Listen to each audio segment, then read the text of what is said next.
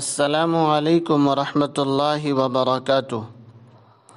میں امید کرتا ہوں کہ تمام ناظرین اور سامعین بخیر و عافیت ہوں گے۔ اللہ تبارک و تعالی ہم سب کو خیر و عافیت سے رکھے، صحت و سلامتی کے ساتھ رکھے۔ ناظرین، سوال و جواب کا سلسلہ نمبر آپ کے سامنے ہے۔ سب سے پہلا سوال ہمارے کسی ساتھی کا وہ یہ ہے کہ خاتون نے، گھر کی عورت نے روزہ رکھا اور دن کا اکثر حصہ گزر گیا، یہاں تک کہ افطار کا وقت قریب ہو گیا کہ اچانک وہ بیمار ہو جاتی ہے، وہ منتھلی پیشنٹ ہو جاتی ہے، اسے ماہواری شروع ہو جاتا ہے، تو کیا ایسی صورت میں وہ روزہ مانا جائے گا یا نہیں مانا جائے گا؟ جواب اس کا یہ ہے کہ افطار سے 2 منٹ پہلے بھی اگر عورت بیمار ہو گئی، اپنی مجبوری، اپنی پریشانی وہ ظاہر ہو گئی اس کی، تو پھر وہ روزہ شمار نہیں ہوگا، روزہ ٹوٹ جاتا ہے۔ دن کے کسی حصے میں اگر اولے حصے میں صبح کے 2-3 گھنٹے کے بعد، صبح صادق کے 2-3 گھنٹے کے بعد یا فجر کے بعد اگر ایسا ہوتا ہے تو بھی روزہ نہیں مانا جائے گا، لیکن اسے روزے داروں کا خیال کرنا چاہیے اور کھانے پینے میں احتیاط کرنا چاہیے، روزے داروں کی طرح ہی اس کو بھی رہنا چاہیے۔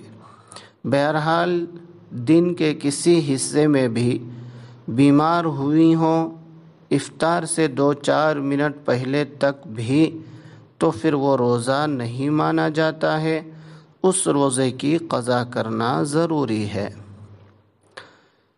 دوسرا سوال کہ مسواک کے بارے میں آپ نے بتایا، کل کے سوال و جواب سلسلہ نمبر 9 میں مسواک کے ریشے کے بارے میں بتایا گیا تھا، تو مسواک کے علاوہ بھی اگر ہم کوئی اور چیز کریں تو بھی اس کا یہی حکم ہے، تو یاد رکھیے اس کا جواب یہ ہے کہ مسواک کے علاوہ ہمارے پاس صرف ایک ہی چیز رہ جاتا ہے، برش کرنا۔ تو یاد رکھیے روزے کی حالت میں کولگیٹ اور برش کرنا صحیح نہیں ہے، اس سے روزہ مکروہ ہو جاتا ہے، اس لیے بہرحال مسواک کرنے کی عادت ڈالنا چاہیے۔ مسواک نبی پاک صلی اللہ علیہ وسلم کی سنت بھی ہے، منہ کی صفائی کا اور دانتوں کی صفائی کا بہترین ذریعہ بھی ہے، اور مسواک سے پڑھی جانے والی نماز کا رتبہ اور درجہ ثواب کے اعتبار سے بہت زیادہ بڑھا دیا جاتا ہے۔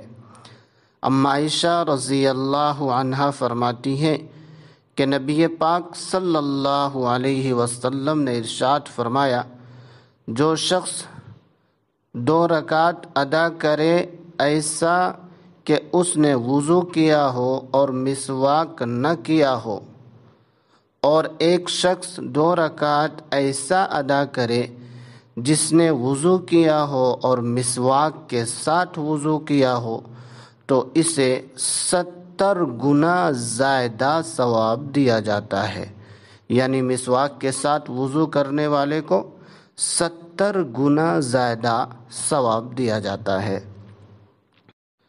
تو پتہ یہ چلا کہ ہم سب کو بھی مسواک کی عادت ڈالنا ہے، کولگیٹ اور برش وغیرہ سے خاص طور سے روزے کی حالت میں پرہیز کرنا ہے، بچنا ہے۔ اسی طرح سے منجن وغیرہ بھی روزے کی حالت میں نہیں کرنا ہے، کیونکہ اس سے بھی روزہ مکروہ ہوتا ہے۔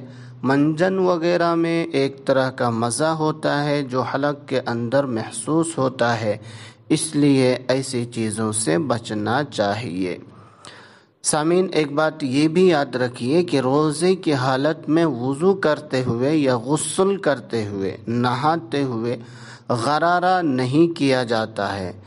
کسی ساتھی نے پوچھا کہ اگر پانی کا تھوڑا سا قطرہ اندر چلا جائے تو کیا اس سے روزہ ٹوٹ جائے گا؟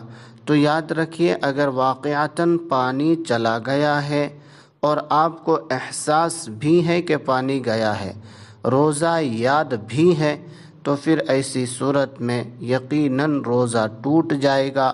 اسی لیے روزے کی حالت میں حکم یہ ہے کہ جب ایک انسان غسل کرے اور واجب غسل کرے جس میں کہ کلی کرنا فرض ہوتا ہے اور غرارے کے ساتھ کرنا ہوتا ہے، لیکن اگر روزے کی حالت میں وہ فرض غسل کر رہا ہے، غسل واجب ادا کر رہا ہے، تو پھر ایسی صورت میں وہ کلی تو منہ بھر کر کرے گا لیکن غرارہ نہیں کرے گا۔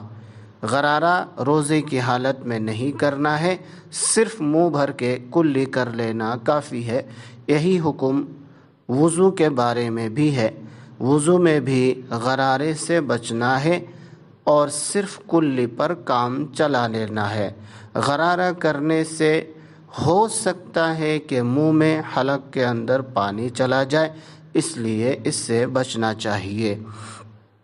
اللہ تبارک و تعالی ہم سب کو ان تمام چھوٹے چھوٹے مسائل جان کر دوسروں تک پہنچانے کی توفیق دے، ہم سب کو اس پر عمل کرنے کی توفیق عطا فرمائے، رمضان کی اچھی قدر کرنے کی، اس میں ہر عبادت بڑھ چڑھ کر کرنے کی توفیق عطا فرمائے، ہمارے ہر چھوٹے بڑے عمل کو اللہ تبارک و تعالی قبول فرما لے، آمین۔ السلام علیکم ورحمۃ اللہ وبرکاتہ۔